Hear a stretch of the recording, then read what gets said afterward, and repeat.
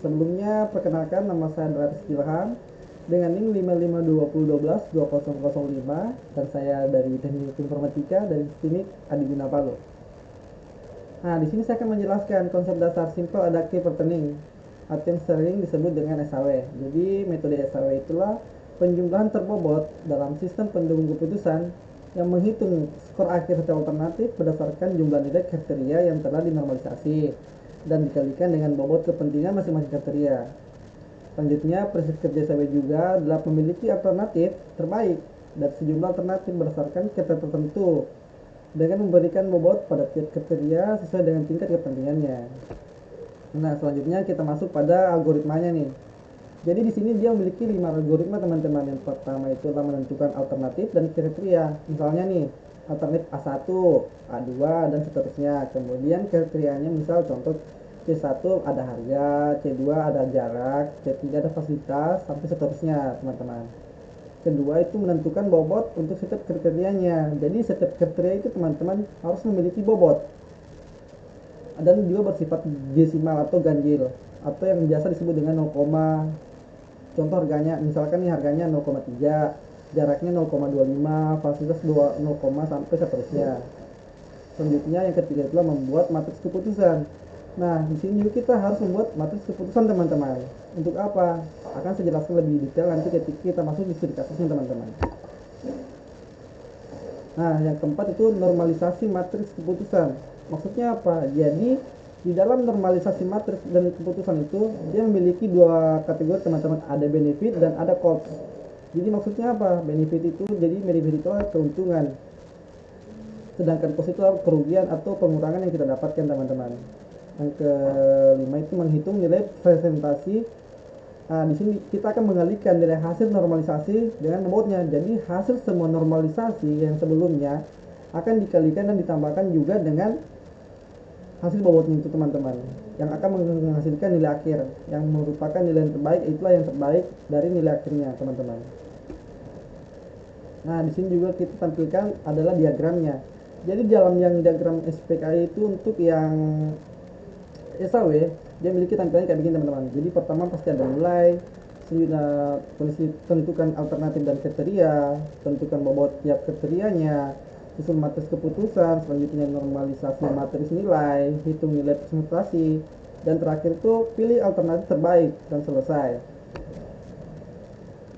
Selanjutnya, nah untuk lebih gampang kita pahami, kita langsung masuk saja di bagian studi kasusnya teman-teman. Jadi saya di sini memiliki studi kasus itu pemilihan kos-kosan terbaik. Nah, di sini kita memiliki poin 1 yaitu kriteria yang digunakan. Nah, sama kan yang saya bilang tadi. Jadi C1 misalkan harga nih, C2 dia jarak, C3 fasilitas, dan C4 adalah keamanan. Nah, kita lihat harga ini dia masuk di bagian cost atau di benefit. Nah, ternyata harga itu masuk di bagian cost, jarak juga di bagian cost, sedangkan fasilitas atau benefit itu masuk di benefit, keamanan juga dia masuk juga di benefit atau keuntungan yang kita dapatkan teman-teman. Poin kedua, di poin kedua ini dia sebagai bobot kriteria. Jadi bobot kriteria dia itu misalkan harga C1 nih, dia 30%, sama dengan 30% itu adalah sama dengan 0,30, jarak 25% sama dengan 0,25, fasilitas 25% itu sama dengan 0,25, keamanan 20% sama dengan 0,20. Jadi totalnya dia itu mencapai 100% teman-teman. Adapun poin ketiga yaitu adalah alternatif cost. Jadi dia cuma penamaan alternatifnya. Misal A1 nih sama dengan cos A, A2 sama dengan cos B, A3 juga sama dengan cos C. Nah, kita selanjutnya masuk di alternatif kos-kosan. Misalkan nih, di sini kita memiliki alternatif kos A dengan harga 1.500, jaraknya misalkan 800 meter, fasilitasnya misal ratingnya nih 8 nih, keamanan untuk C4-nya ratingnya misalkan 7. Sedangkan untuk kos B harganya misalkan 1.200 rupiah nih, jaraknya 500 meter, rating untuk fasilitasnya dia dapatnya 6, keamanan misalkan ratingnya 8. Selanjutnya kos C misalkan harganya 1 juta nih, tetapi jaraknya 1000 meter teman-teman atau 1 kilometer. Sedangkan fasilitasnya dia ratingnya 7, keamanan dia rating 6. Gimana sih cara menghitungnya teman-teman? Jadi cara menghitungnya itu kan kita di awal sudah mendapatkan langkah alternatif kos-kosannya nih. Ini kan ya, sama kan ya. Langkah keduanya kita langsung saja teman-teman masuk di bagian langkah normalisasi matriks.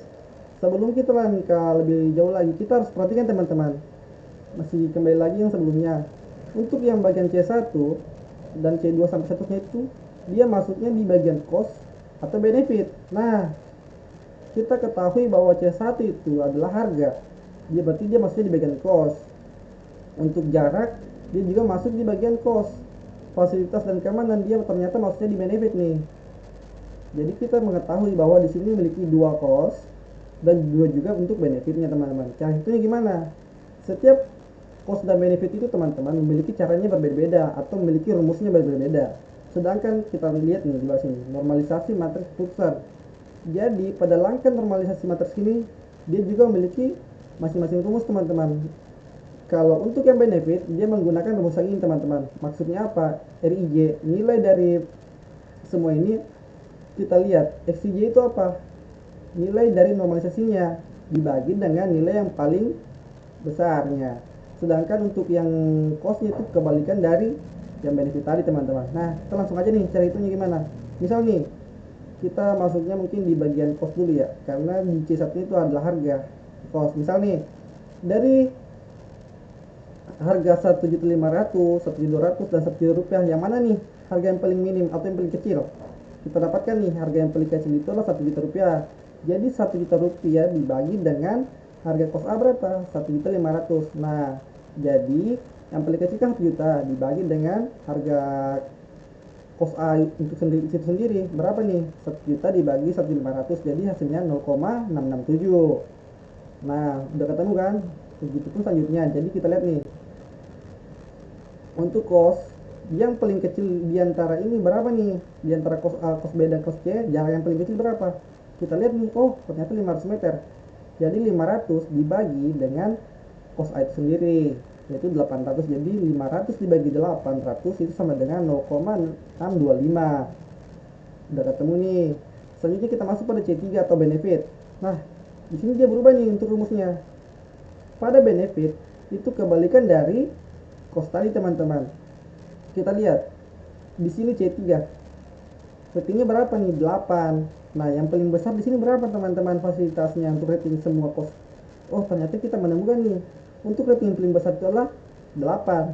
Nah, sama kan untuk yang benefitnya. Jadi isi kriteria itu sendiri dibagi dengan nilai yang paling besar. Nah, paling besar itu adalah 8 teman-teman. Jadi 8 dibagi 8 sama dengan 1 atau 1000. Lanjut nih yang ke C4 untuk yang benefit max-nya. Nah, kita lihat di sini untuk keamanan untuk kos A itu adalah 7 teman-teman. 7 ya kan dibagi dengan yang paling besar berapa teman-teman? Ya betul 8. Jadi 7 dibagi 8 sama dengan 0,875. Nah, untuk alternatif atau normalisasi matriks untuk kos A sudah ketemu nih. Coba nih kita masuk hitung untuk yang kos B nih. Masih menggunakan kembali ke rumus yang kos nih yang di bawah ini. Untuk harga yang paling kecil berapa nih? Ya betul 1 juta. Jadi 1 juta dibagi dengan berapa nih untuk nilai kos A sendiri? Ya 1 juta. Jadi 1 juta dibagi 1 juta sama dengan itu 1 teman-teman, atau 1,0000. Selanjutnya kita masuk nih pada yang kedua. Kita lihat nih yang paling besar di sini berapa? Kita lihat. Nah betul 500. 500 dibagi dengan 1000 teman-teman, jadi hasilnya 0,500. Lanjut yang kedua. Nah, di sini menggunakan rumus benefit lagi teman-teman. Jadi ketika dia benefit kita menggunakan rumus yang ini, yang di atas ya teman-teman ya. Untuk yang kalau misalkan cost kita menggunakan rumus yang di bawah ini. Lanjut untuk yang 7 ini, 7-nya dari mana? Yaitu pasti nilai ratingnya itu sendiri untuk cost C. Artinya untuk cost C itu untuk fasilitas kan dia 7, jadi 7 dibagi 8. 8-nya dari mana? Kembali lagi, nilai rating tertinggi untuk fasilitas itu sendiri berapa teman-teman? 8. Betul, jadi 7 dibagi 8 itu sama dengan 0,875. Nah, kita berpindah lagi nih untuk yang cost C bagian C4. C4-nya apa? Keamanan. Betul. Kita lihat untuk nilai keamanan cost C berapa nih? 6 nih. Ya, berarti 6. 6 dibagi dengan nilai ratingnya berapa? 8. Betul. Jadi 6 dibagi 8 sama dengan 0,750 nih teman-teman. Nah, dari langkah keduanya ini kita sudah mendapatkan hasil keseluruhan dari kos A sampai kos C ini teman-teman untuk normalisasi matriksnya. Selanjutnya kita masuk pada langkah terakhir teman-teman, atau langkah akhir nilai skor SAW-nya. Kita lihat nih, ini dari mana, cara hitungnya gimana nih teman-teman? Tadi masih ingat kan, untuk rumus yang paling akhir itu menjumlahkan keseluruhan nilai dan bobot beserta dengan bobotnya. Ini kan nilai untuk bobot yang tadi kan. Jadi misalnya nih cos A nih, kita dapatkan tadi hasilnya pertama itu 0,667 nih, 0,667. Jaraknya kan bobotnya 0,30, jadi dia dikali dengan 0,3. Selanjutnya ditambah dengan nilai untuk jaraknya berapa nih, 0,625. Betul, 0,625 dikali dengan bobot jarak berapa nih, 25%, berarti 0,25. Betul, ditambah nih lagi, lanjut. Untuk nilai fasilitasnya berapa? 1000. Betul, 1000 dikali dengan fasilitas berapa nih bobotnya, 25, berarti 0,25. Betul nih, dikali 0,25 ditambah lagi dengan nilai keamanan. Nilainya berapa sih? Betul, 0,875. Jadi 0,875 dikali dengan bobotnya. Bobotnya berapa? 20%. 0,20 atau 0,2. Nah, betul nih.